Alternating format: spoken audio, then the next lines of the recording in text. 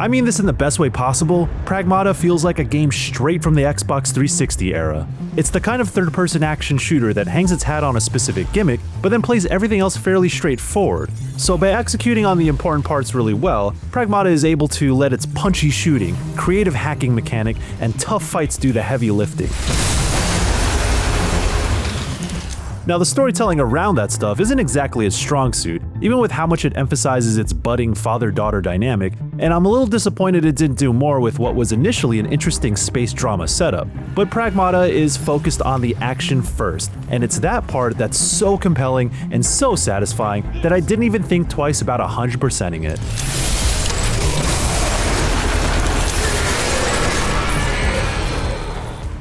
Something I appreciate about Pragmata is that it doesn't really waste time getting you in the flow once it starts. A brief intro gives you just enough to understand Hugh, the main protagonist, and his crewmates before a rogue AI turns the moon's space station and endless supply of robots against them, leaving him as the lone survivor. There's a brief conversation about how the crew's company resorts to 3D printing at an unfathomably massive scale to fabricate most of what exists on the moon, and how it's easier for it to just reprint infrastructure rather than actually maintain it properly. This is an effective opener that establishes a sensible premise for the rest of what's roughly a 12-hour campaign, although the overall story doesn't really explore this with much depth. It's more concerned with the truth about a humanoid robot girl named Diana, who quickly becomes Hugh's partner in crime. She takes care of the hacking while he takes care of the shooting, and this is where Pragmata shines. Overdrive protocol initiate. Hacking happens in real time whenever you aim down sights, asking you to solve a grid-based pathing puzzle by drawing a route from one point to another. Successful hacks expose enemy weak spots and make them susceptible to real damage. This is Pragmata's marquee feature, and there's no avoiding it since enemies are basically impenetrable otherwise. My biggest concerns in the early hours were if, 1, this mechanic would get tiresome, and 2, if it could evolve in interesting ways as you progress. Thankfully, those concerns were quickly put to rest, as it proves to be one of the best ideas I've seen in a shooter in a good long while. To take a closer look at how this works, the more open blue spaces you include in your route, the longer enemies stay vulnerable. The yellow nodes you have equipped will pop up on the grid at random, which tack on additional status effects like spreading hacks to nearby robots, increasing damage potency, or turning robots against each other. I like this. Tougher enemies and bosses have more complex grids with obstacles that can block or sabotage your hack as well. So not only do you need to keep an eye on the battlefield to dodge imposing foes and keep them in your field of view, you need to keep your eyes on the hack to solve it as quickly as possible. Juggling the two broke my brain at times, and as frustrating as it might get when more enemies are thrown at you, finding a smarter approach and making the most of the weapons available to me made the hardest fights conquerable and intrinsically rewarding. We did it! It helps that the shooting feels good too. Between the shotgun and charge rifle, landing a direct shot on a robot's weak spot has a satisfying weight and feedback to it. The grenade launcher clears crowds with authority, and the stasis net can buy you much needed time to execute a hack, hit a clutch shot, or just reposition. And once I unlocked the automatic rifle to replace the pea-shooter pistol, I took every opportunity to let that chopper sing, so long as I could control the wild recoil from its beefy shots. It's sometimes an annoyance to deal with the heat buildup on a pistol or rifle, but I found continually swapping weapons between cooldown periods to be an effective way to get more out of the great gunplay. These weapons are categorized in your loadout, so you can't just take everything with you, and while there are numerous other options with varying functions, I dug my heels in with a weapon set that was both effective and fun as hell to work with. The heavy weapons have limited ammo, however, so there is a degree of scavenging for guns that you'll have to do in the middle of a fight, which also leads to neat moments of adapting to the situation. But more often than not, I just wanted to get that sweet finisher on enemies. Certain weapons and hacking with specific nodes drives up a stagger meter, and if you can fill it, you're rewarded with an execution that comes with a quick camera cut and some nice, big damage numbers. Some of the ways Pragmata harkens back to old-school design principles also comes from its level design. They're fairly linear, but come with plenty of rewards, resources for upgrades, and bits of storytelling and datapads and holograms to find off the beaten path, often asking you to search the environment for those hidden paths to those goodies. Ooh, one of which are the data vapes, and it's pretty sick seeing Diana rip a data vape and expand her ultimate meter in the process. Now, oftentimes, tight corridors lead to open spaces for combat arenas in a predictable rhythm that largely works, though it does get somewhat repetitive toward the end of the campaign. And as impressive as Pragmata can look at times, I did get pretty worn out by how frequently you're fighting within the confines of sterile space station walls. Even still, I was happy to retread levels to pick up all the collectibles when I unlocked the ability to access certain areas for the love of the game, and to max out the levels on my favorite abilities and gear. Pragmata doesn't really push above and beyond the cadence it establishes in its early hours, but at least I knew I had intense combat encounters waiting for me at a brisk pace. And of course, the boss fights that cap off each level are definite highlights. Hugh and Diana are dwarfed by these monstrous robots and their unique attack patterns, as well as how they can manipulate the hacking grid, throw tough challenges at you while bringing in a bit of spectacle to it all. Now it's my turn. I also appreciate specific moments that use the hacking system outside its typical fashion, in the same way you might see a QTE punctuate a big fight, or keep you engaged during a cutscene. It highlights Diana's place not just in the story, but also in how she's just as integral to the gameplay itself as Hugh. Between main missions, it's nice that you get a ton of simulation missions you can play back at the Hideout Hub area, sometimes challenging you in unexpected ways by showcasing offensive techniques or enemy quirks that you can then take advantage of in real-level situations. We did it! However, some of the more granular mishaps in how Pragmata controls can rear their ugly head here. For example, Hugh's momentum is pretty unpredictable, so when these missions ask you to do some basic platforming, the inconsistencies in movement tend to be frustrating.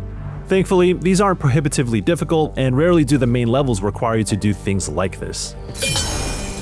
All that said, Pragmata is one of the few games I felt compelled to clear 100%. All the simulation missions, all collectibles in every level, and all of the post-game content. While it took me roughly 12 hours to roll credits, doing all of the extras took it to a worthwhile 15 to 16 hours. As of this review, I can't show or detail what's in the post-game, but just know that it's worth seeking out. Not just to get more out of the fantastic gameplay, but to also see what kind of curveballs lie ahead if you can figure out how to find them all. And you just gotta trust me on this, when it comes to late game bosses, Pragmata certainly saves its best for last. While Pragmata is mainly concerned with making sure you have fun while you're out in the thick of the action, it still shoots its shot with a story that tries to pull at your heartstrings and weave in broader sci-fi drama. It starts with some really smart ideas of what a theoretical spacefaring future might look like, extrapolating the technology we have today and taking it to an unhealthy extreme. The very existence of a fabricated Earth-like place opens up fascinating possibilities, especially when you look at its fake Times Square. But much of that gets sidelined for a more predictable story. Rogue AI gone mad, check. A robot girl who's learning about humanity, check. One man who can save the day with laser guns and the will to fight, also check. You'll find some well-written data logs and voiced holograms that flesh out what happened to the employees on the moon and exactly what went wrong before Hugh's crew arrived. I especially like the series of entries hidden in camouflage walls that tells you about an employee who played hooky during work hours. And then there are ones that undermine what the story actually wants to say. Some of the most important information about Diana and the truth of her existence, which should have been told in the main dialogue, are relegated to data pads. It's absolutely head-scratching how flippant Pragmata is about these details. Ultimately, it wants you to care about Hugh and Diana and that found father-daughter relationship that eventually motivates them. At times, I found it charming in a way that made me really root for the duo. When you find REMs in levels, fabrications of real-world objects like toys, crafts, and electronics, and bring them back to the hub area, Diana has a curiosity about them that's really heartwarming, especially when she brings Hugh drawings after you get her crayons. I drew lots, but this one turned out the best. And then there are moments in which he explains to her what life on Earth is like, which helps put her place in the world into perspective. From now on, you can be Diana. How's that fit? Diana. But Hugh's not a particularly interesting character, not just because he's pretty generic, but also because his attachment to Diana isn't really grounded in enough that's tangible or developed on screen. It just kinda happens without taking enough time to foster a believable bond that aligns with his goals, so some of their dynamic feels forced. It's a little disappointing because this duo is such a good spin on the companion campaign idea when it comes to the actual gameplay, with Diana being crucial to why Pragmata plays so well. maybe the story just isn't meant to be anything deeper than the popcorn flick it is, and maybe that's all it needed to be when I so thoroughly enjoy the action side of things. There's something going down. Let's go find out what. Great! I know it's a bit cliche to say at this point, but it certainly applies here. Pragmata is a video game-ass video game. Its old-school approach to level design and pacing provide a decent foundation for what it does best. Heavy, satisfying shooting with sweet sci-fi weapons, and a unique real-time puzzle system that deepens its action. It's not exactly concerned with being a storytelling powerhouse alongside that, however, and it can be a little disappointing to see that untapped potential as it relies on war and tropes instead of exploring the more interesting aspects of its concept of humanity's place in space. But it seems like Capcom focused on the best lessons of the action side of the modern Resident Evil games and matched that with a fresh hacking mechanic we haven't really seen before. And even with some small frustrations, that combo was so good that I naturally wanted to keep playing past the credits to complete every leftover challenge. Pragmata's hack and shoot formula absolutely rules, and I hope Capcom builds on those ideas in the future. Reviews director Tom Marks here with Michael Higham, our reviewer for Pragmata, to talk a little bit more about his taste in the genre and kind of all those things around this review. So let's dive right into it. Just a very simple question, Michael. You've reviewed, your last one for us where we had a conversation with Code Vein 2, you did Final Fantasy VII Rebirth, Ghost of Yotei. You've done action games in general for us quite a bit, but what drew you to Pragmata specifically? So I actually previewed Pragmata in SGF last year, Summer Game Fest. I think I said it in a IGN preview video that it was my game of the show, and I played a 20-minute demo that, the demo is now publicly available, but I played it at the time. That was the first time anyone ever got hands-on with the game, and I came away really impressed with the idea of the hacking and shooting dynamic and that gameplay dynamic that they had there. But it was a brief window, and my main question coming away from that was, is this gimmick, is this mechanic going to sustain itself over the course of a full campaign? That was like the main question, because it makes a great impression off the bat in 20 minutes, but is it going to be fun 10 hours down the line when I'm now fighting a big boss and I have to juggle this mechanic alongside all the other crazy things that happen in these combat encounters? And from folks who have watched the review, the answer is yes. And since we're on the topic of Capcom games, if you look at the written review, I have my list of top 10 Capcom games, and I was like, wow, I've been with them in the streets since the 90s, man. Mega Man X, probably my favorite Capcom game of all time. I loved Mega Man X so much. Resident Evil 2, still the original, still probably my favorite in the series.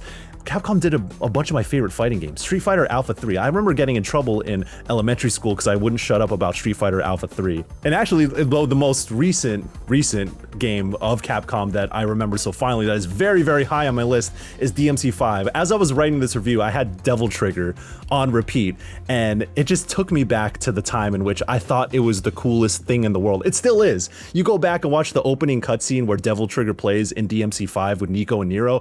Still one of the coolest damn things in video games, period.